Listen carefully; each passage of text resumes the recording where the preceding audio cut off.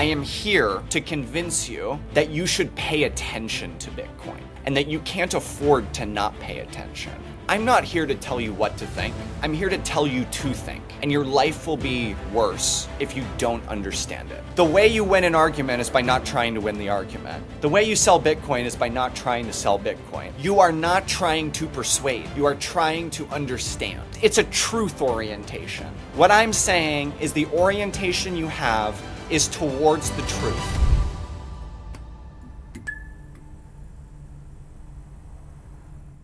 Welcome back to another episode of How to Sell Bitcoin. I'm your host, Q, and I'm joined once again by none other than the head of Vibes Capital Management and the new VP of Investor Relations, Stephen Lubka. Stephen, thank you again for taking the time to chat with me. Frankly, I just kind of want to pick up where we left off. And, we were talking a lot about listening, about understanding what people's concerns are. And I left you with sort of a nice little tangent on your least favorite FUD that you hear about Bitcoin. Let's talk the context clues of how to reframe that. Yeah. So you mean like, let's say someone says that to me, how do you go about answering it? Yeah. Like, let's say you're in a group setting and someone is just like, I don't understand the use case. I don't understand what I can do with Bitcoin. What are the context clues you're picking up from a simple statement like that to then frame the orange pilling conversation? I think one of the first things you could do is you want to ask that person more questions. Don't immediately jump into explaining, but you almost want to understand language is tricky and people use words to mean different things. Just because someone said a sentence, this, doesn't mean you really know what their intention was or what those words mean to them or what's behind that, what they said. And so first, I think you want to take the time to really make sure you know what they're saying. What is it they're actually saying and what does that mean to them? So, you could dive into like, so this would be like, so you think something like this, maybe, I just want to understand what you're saying. So you think no one in the world has ever gotten any real value from Bitcoin. It's only in all cases everywhere a speculation tool, and no one's been helped by it. And generally what will happen, people usually aren't as ignorant as it might sound at first glance. And so they'll probably backpedal a little bit on that. And they'll probably go, well, maybe not never. And then it's like, oh, and then they'll give an example of where they might think that benefit has come from. So they say like, well, I know people in like oppressive regimes, or I know people have like fled countries, or I know people, and it's like, great, let's launch onto that. And so then it's talking about like, what are the properties of Bitcoin that made that one use case possible? Oh, it's a bearer asset. Oh, you can take it with you. Well, I would think there's other economic roles, there's other roles where those qualities might be useful. But the real essence here is not like the specific answer to the question, but it is making sure you truly understand what they're saying. It's not easy. It's not easy to truly understand what someone's saying. We all use words in different ways. And so you're setting out to understand. And that's your first goal. And this is a mindset thing. This is important. You are not trying to persuade. You are trying to understand. You are trying to understand this person. And people will feel, this is kind of going off the last episode, people can feel, they sense it when you're just trying to come in and prove them wrong and persuade them to view something different. Like you're trying to win. It feels like you're trying to win an argument.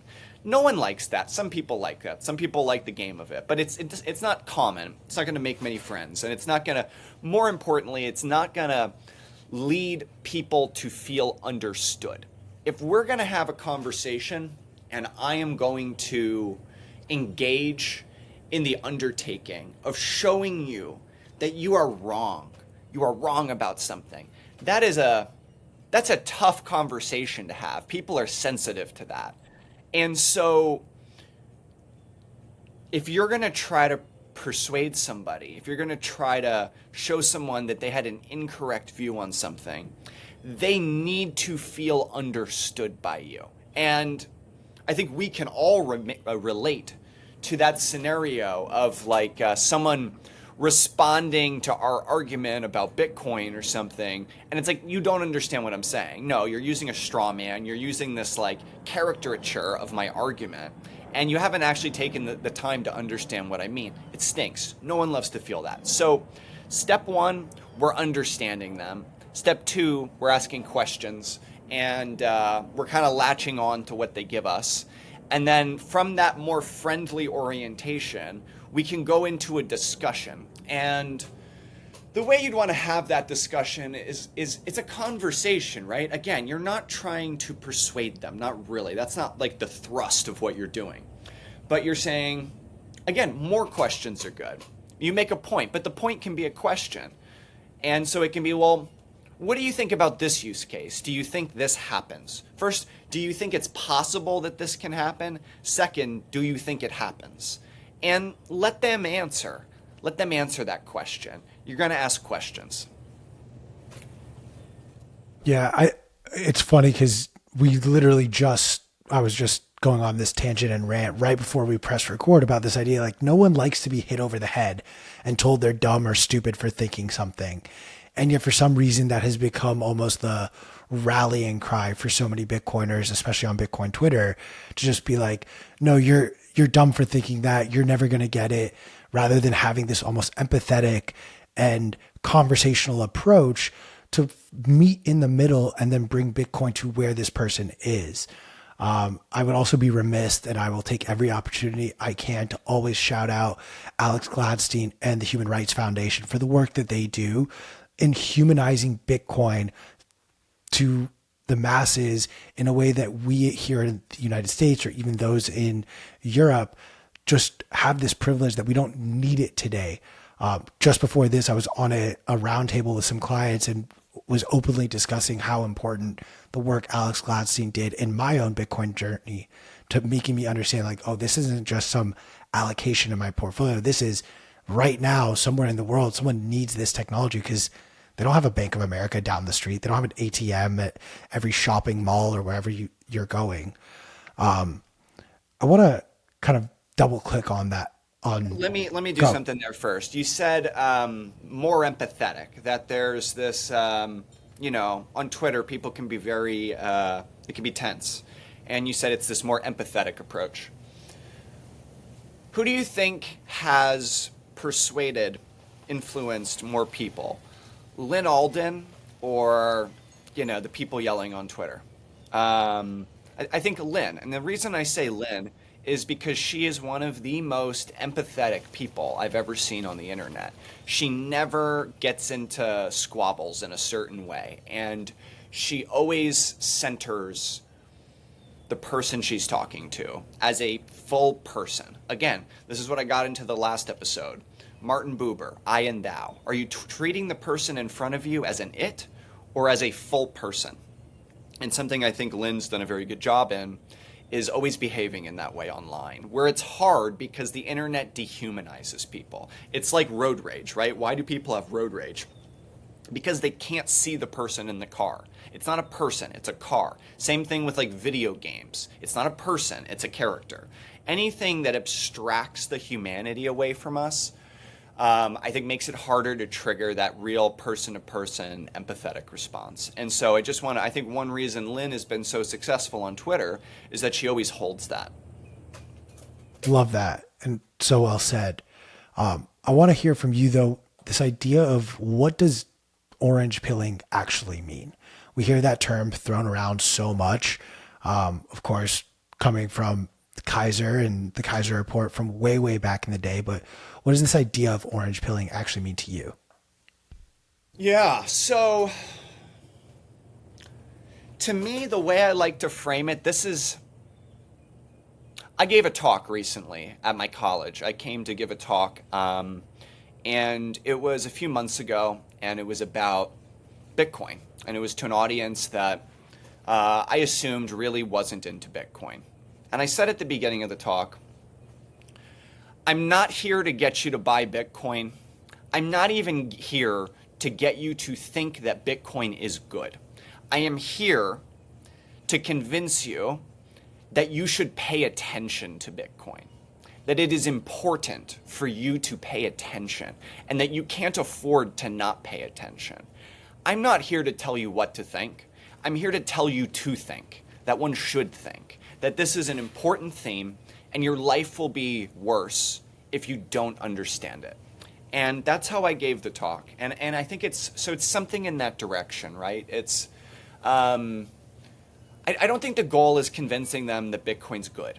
And I don't think the goal is convincing them that they should buy it. I think the goal is trying to create independent interest in Bitcoin. That you want to spark the same process that you went through. It's not the answer, it's the journey. It's the journey, not the destination. I hope Lynn's listening for that one. Also, shout out Mandrick. But it's the journey, not the destination. You want to have them start on their own process.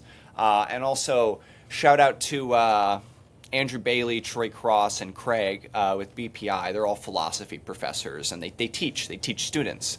And I think they'd probably relate to that. I think they'd probably relate. Well, the goal in teaching is not information, but curiosity and engagement. And I think it's the same thing with Bitcoin. You don't need to convince people it's good. You need to convince people to spend their scarce time learning about Bitcoin. I think that's so well said, because there's only so much you can do to explain Bitcoin. At a certain point, everyone has to take the onus on themselves. It's that old saying of you can lead a horse to water, but you can't force it to drink. Exactly. I want to play a little bit of a game right now with you. And, we ended yesterday's episode on just what was your least favorite FUD, but talk to me about just, if someone were to throw out something like Bitcoin uses too much electricity, how are you mapping and framing that conversation to bring them back to the truth? Yeah. So that's a tricky one in some ways because it's very much it is a relatively technical argument. That doesn't mean, we can't handle it, but you do have to get into a discussion of facts. And it's always more complicated when in order to have a discussion, you actually need to talk about facts rather than principles. You'll notice there's two kinds of discussions you can have. One is kind of logic and reasoning, and the other relies on verifiable observations from the external world. The problem when it involves facts is that the conversation is no longer self-contained. What I mean to say is you almost have an oracle problem, like in blockchains. How do you know the information's true? I could tell you X, but are you going to believe me that it's X, right? And you have this meta problem now that it's about the quality of the information. So I think it's a lot easier in some ways to have conversations which are purely reasoning based or logic based that don't reference these things. But energy is not one of them. And so with energy, I mean, it's, again, I know I'm kind of I'm kicking the question a little bit, but there's a couple different ways to have it. One way is you could try to approach it from the angle that energy use is good, actually. It's good to use energy. To me, that's actually the most compelling one. But I think that's probably least likely to find purchase with people that are really concerned about the energy use. What they mean is not energy use, it is carbon emissions. And so first you have to reframe the conversation. We're not actually talking about energy use, we're talking about carbon emissions. And then you need to get them to agree with you on that. You can't just say that and move on. You need to, again, ask the question. Do you agree that really what we're talking about here are emissions? And I think for this profile, in most cases, that is the case. Great, we're on the same page. We're talking about emissions. Now, let's talk about the reality of Bitcoin emissions. And you would want to have the percentage of Bitcoin mining that's on renewables or excess energy. You would want to give the story of how Bitcoin actually increases the profitability and rollout of those kinds of energy. Effectively, what we're doing here is you're getting someone who agrees renewable energy is good. That is an accepted proposition. Then you're going to show them that Bitcoin helps renewable energy. Once you've gotten them comfortable with that, you're going to move on to the flare gas. That's going to be a trickier one because it's going to trigger the association of oils. And you're going to talk about how actually the flare gas mining method is better than the renewables. The renewables just don't emit carbon. The flare gas actually mitigates emissions that would have happened, and it is the only technology that we have that can do it. You can use so basically when you flare it, it's not efficient. It maybe misses 10% of it or whatever. When you put a generator on site and actually consume it, it's way, way, way more efficient. So those are the two big stories. And then there's probably a third point you want to bring. That is saying the entirety of the Bitcoin network could basically be powered by one large hydro facility in Canada. Like, you need to size this thing that this isn't this like environment destroying amount of energy. These are just systems that most people don't think about. No, I mean, it's so well said. And to kind of piggyback on point two, but then go back to this idea of like, it's so hard to discuss and debate facts.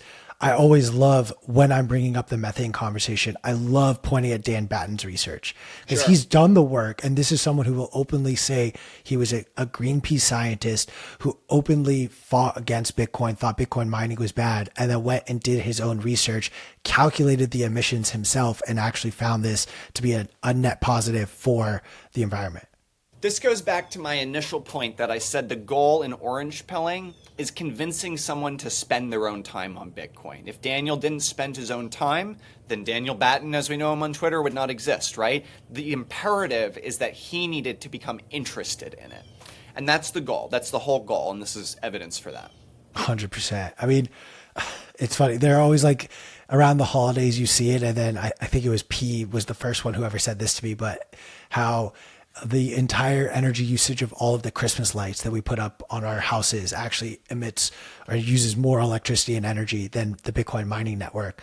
But one of my favorites is like this conversation around the dollar.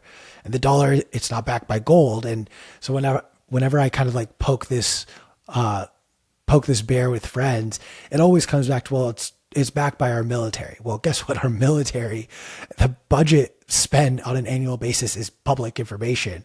And I believe it was like 2 years ago, I took the energy, the amount of money spent on our entire military industrial complex and then backed that by the dollar. And I found the dollar was more expensive to maintain than the entire Bitcoin network. So it's always a fun little thought experiment to play with there. And let's touch on that though. Let me push back on one of those phrases, which I know you weren't saying, but the dollar is not backed by our military. That is not how the system of the dollar functions. A truer statement would be that the stability and usage of the dollar system is enforced by our military, but it's still not backed. If it was backed, the value of the dollar would struggle to it would only fluctuate with variations in military capacity, and that's clearly not what's happening. In fact, China has a large military too, but that doesn't back their currency. And this is worth drilling into just because I think few people outside of Bitcoin really grasp this, but the dollar, is not backed. That's the whole point. It is free floating and it is not backed. It is non-redeemable. And so the question then becomes, how does the dollar system function? What are the risks? Also, what are the benefits? And what are the trade-offs? But I think it's always important to set that right. Like, people love to say this. It's like, oh, it's the military. It's the military. No, the value of the dollar could collapse with no change to the U.S. military. And that's the salient point, right? It's that the U.S. could still be a massive geopolitical power, but you could have some real issues with the value of the dollar. Those things are not inherently related. And the reason I make this point is because if you accept this point as a premise, then basically it's saying, well, a dollar will only have a problem once the U.S. no longer controls the world. That's not true. That's more than fair, and I like that reframing where it is ultimately not backed. It is simply the fact that it's being used on a global stage is due to the influence that the military has at that global stage. I wanted to just I'm sorry go, to be don't say pedantic sorry here, about anything. but even that, not so much. It is. This is like the dollar's widespread adoption is first and foremost. It really is an economic and political reality. I really don't attribute it to the military, except insofar as the military has created a stable economic zone that is the United States. The United States is the best place for capital in the entire world, and it's not close. And that is the primary derivative, or the primary process by which the dollar, I think, is so successful and has value. It's just that we have the best capital markets, period. And they're stable, and there's generally speaking rule of law, and there's generally speaking more faith and confidence than you'd have in Chinese capital markets, in Indian capital markets, etc. And I think while there's many legitimate criticisms of the dollar system, I think it's very important as Bitcoiners, as we have this conversation, to be very clear on the benefits, not even the benefits, but just why we have the dollar system, and that there are strengths there, and there are very clear reasons for why it is the dollar and not the yuan. No, that makes total sense. I mean, look, to your point, there's a reason why every single foreign country or foreign company wants to eventually cement itself in the US market. There's a reason why foreign investment in American real estate is at an all-time high and continues to grow month over month, year over year. There is a reason why the rest of the world still holds the US treasuries as a form of an asset on their balance sheet. Ultimately, everyone wants to be involved and encased in this dollar system that we have created and expanded throughout the world. Correct. Yeah. Let's talk a little bit, because some of these conversations around, the general FUD that you see, they're not the same concerns you see from individuals of a certain net worth. And, there's a reason why Charlie Munger, in my opinion, was always calling Bitcoin rat poison. He found success in a system that actually runs antithetical to Bitcoin, and it doesn't benefit him or Berkshire Hathaway or Warren Buffett to start to adopt Bitcoin, because that almost defeats the entire playbook that they had built decades to grow. But we're starting to see that narrative shift across some of their peers. Robert Salinas down in Mexico came out a few years ago, a huge proponent of Bitcoin, one of the wealthiest men in Mexico. We have Larry Fink and BlackRock openly talking about how everyone should have at least a 2% allocation in their own portfolios to Bitcoin, not to mention the ETFs. Let's talk a little bit about the conversations of that class of people, how it's shifted and what you've noticed over your time at Swan, what some of their concerns are. Yeah, so I think there's two variables here to be aware of as we're having this conversation. One is wealth, the other is status. These variables are connected but not the same. There are wealthy people who don't have a lot of status, there are high status people that don't have a lot of wealth, and there are people that have both. I think the variable that you were touching on with your comments has more to do with status than wealth. It has to do with people who are the ultimate political beneficiaries of a world order, of a cultural order. And I think the simple truth is that when you are at the top of the totem pole in terms of status, rank, position in society, access, network, your incentive is not for you to disrupt that. And in some ways, Bitcoin is disruptive, I think in many ways. I've actually said for a while, and this comment will probably come off poorly to people outside of Bitcoin, and I think people inside of Bitcoin will get it, but I believe it.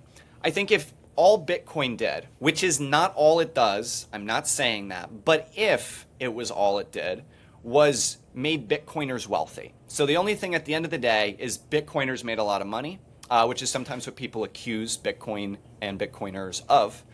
I actually still think that would be net positive for the world in like an easy and massive way. And the reason is because Bitcoiners are a very different psychological, cultural, social profile than most billionaires or most extremely wealthy. They have different orientations and goals.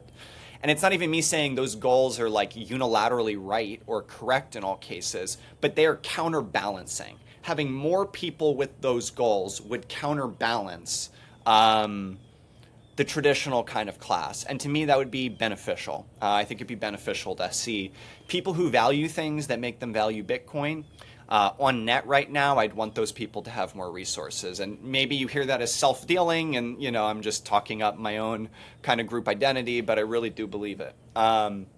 Anyways, so among the wealthy, a lot of wealthy people really love Bitcoin, and I think as a group, they're really going to be the bulk of adopters in a sense. I think Bitcoin actually makes more sense to the wealthy, at least in first world countries. And the reason is like, you have to have some value before you're worried about losing value to inflation, right? This is just a simple fact. Like if you're not actively participating in the process of capital management, capital preservation, Bitcoin just isn't that interesting to you. Some people, yes. I'm not like, there are people that, never had $1,000 in their bank account before Bitcoin, that Bitcoin became interesting for social and political reasons, freedom. So I'm not saying nobody, but I'm saying generally as like large swaths of the population, the people that really know the reality of inflation as something you have to handle are people with assets in some ways. I'm not saying the people that get the most hurt by inflation, which are lower and middle class, don't understand inflation. They do. They understand a side of it, which is the way that it hurts their purchasing power and makes life more expensive. But the wealthy have to actually manage their assets in response to this. And so it's a much more formalized mental engagement. They need to really understand it. And so I think the wealthy typically get Bitcoin. They're appreciative because they've, for some length of time, dealt with the realities of managing wealth. And so it doesn't surprise me that these people are getting into Bitcoin and it's becoming more popular, especially because the monetary landscape and the macroeconomic landscape really suggests that one should own Bitcoin lately. Oh, absolutely. I mean, look, we've seen different iterations of the wealthy trying to store their wealth in things outside of the dollar, be it buying gold bars, upping their real estate portfolio. And it looks like Bitcoin has the ability to do exactly what the wealthy have been looking for decades now, especially within the context of the dollar system. And to your point, though, look, we both of us on this and countless people, if not everyone watching this, stands to benefit immensely in a world where Bitcoin makes us extremely wealthy. But at the same time, too, the ideology around what makes you a real Bitcoiner or not, it's funny to see the impact of safety and the Bitcoin standard on the culture and the way people think things through, the decisions we make outside of the scope of work and our finances, but about what we eat, how we spend our time and what we do, who we surround ourselves with, how many steps we're taking or how often we're in sunlight. It all plays such an interesting, it plays an interesting note in this symphony that we are all playing together. Bitcoin is such a fantastic cultural force, and this is something that is profoundly true for me. One of the most shocking and amazing and incredible things about Bitcoin is the disparate group of people that it has connected. So Bitcoiners are a coalition of people that I do not think would be on the same side if it wasn't for Bitcoin. They are people that would have never met and would have never networked together. And for every person that likes Bitcoin for X reason, I guarantee you I can find someone who likes it for negative X reason. There are anarchists and there are socialists. There are free marketers and there are even communists that like Bitcoin. You could say this doesn't make any sense, and in many ways that's the point. Bitcoin has a tremendous capacity to capture the imagination in a very, very unique way that has allowed it to build a network of people that I think will be as enduring as the network itself in many ways. Yeah, I also want to just kind of really emphasize this point because this was actually brought up on a different client call a couple days ago. But, we've seen politicization. Ugh. Politics have entered Bitcoin. All right. We have a Bitcoin president, as we have coined him, Donald Trump. And whether you voted for him or not, I think we can all agree that he's a very polarizing figure. And unfortunately, as a result of that, the system we have created turns anything that he likes or touches into something that the other party has to disdain, regardless of if it's on merit or not. I want to talk a little bit about overcoming that and what you see for the future of Bitcoin and how the next class of Bitcoiners maybe view it in the political sphere. Yeah, so politics matters. It influences us, and you know, there's a group of Bitcoiners that probably wants Bitcoin to have nothing to do with politics. But the thing is that politics has stuff to do with Bitcoin, and they were never going to not cross. And so I think, you know, I think there was a lot of value in getting Bitcoin allies in the political system. And I do think we owe a debt of gratitude to the people who did that. Now, will there be costs to that? Sure, of course. You know, the left is less likely to like Bitcoin now. There will be people that have a reflexive backlash against it. But this is a trade-off, right? These are trade-offs that we live with, and the reality is that it was easier to get traction on the right than the left at this moment in time. I wish that wasn't the case. Not that I wish it was the reverse, but that I wish it was equally possible to get traction on both sides. But it wasn't. And you've got to just play the hand you've been dealt. And what we need to do is we need to drive so much Bitcoin adoption and so much financial market integration of Bitcoin over the next 3.5 years that there is no real tangible response that can happen in a like draconian way, right? So I'm not saying here I am shouting a rallying cry to, you know, make it so everyone is powerless to say anything about Bitcoin, but I'm just saying that if people want to own Bitcoin, they should be able to own Bitcoin as an asset, as a currency. And if we get it integrated enough into the financial system, then, you know, it's something that has to be navigated with, not just like unilaterally banned, unilaterally shut down. And, you know, it's important to recognize that I think there's people that would hear that phrase and think, oh, here's this Bitcoiner that's literally planning out how to take this thing that he wants, and maybe even less charitably, that benefits me, and inject it into the system so no one can ever fuck with it. And,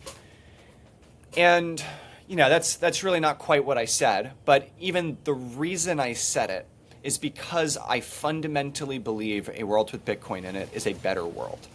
And the world would be worse off to not have it. There is an essential component to human dignity of the freedom to own something, to own your own wealth. This is a freedom. I hope in the future, much as there were freedoms in the Declaration of Independence, the right to life, liberty, and happiness, I think the right to be able to own your own wealth. It's yours if you want to. It doesn't mean you have to. And in fact, a system where everyone has to all the time is probably a failing system with low trust. Trust is important. It's important for systems to operate efficiently. But you should be able to own it if you want to. And that's what Bitcoin provides that. So well said. Stephen, I just want to, before we wrap up this episode, give you the opportunity to share any final thoughts that we haven't yet had a chance to talk over around this idea of actively listening and understanding people's concerns as we approach them and talk to them about Bitcoin. Ultimately, what I'm describing is a phenomenological experience. And what I mean by that is it is something distinct that happens in your own experience of experience, consciousness, awareness. Like, it is something that you're doing. You're actively doing it.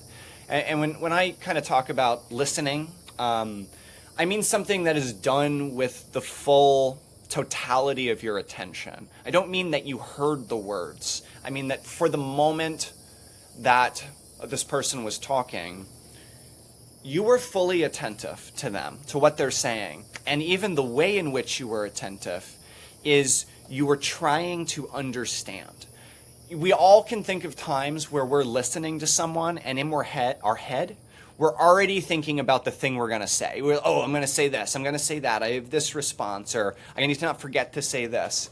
And I'm asking you to abandon that. I'm asking you to let go of that and to actually just listen with the intention of understanding, not the intention of scoring points, not the intention of being right, but the intention of actually fully understanding what they're trying to communicate, because your goal is communication. It's effective communication between two people. It's not about winning the argument. You need to abandon winning the argument.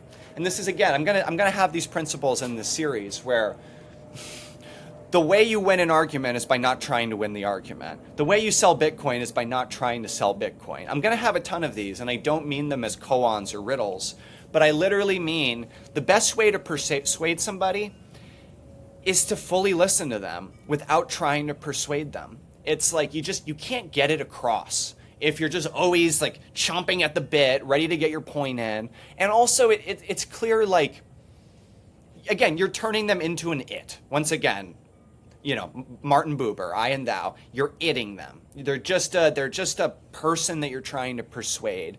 We're not talking, we're not communicating, we're not encountering each other.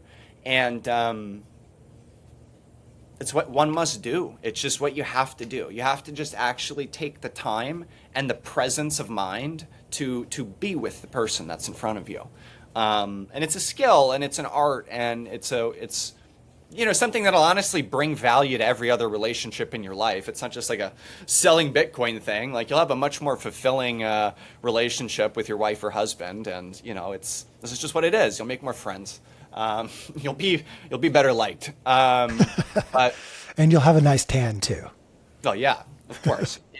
There's an innate correlation between being present with people and wanting to get out in the sun, like I am now.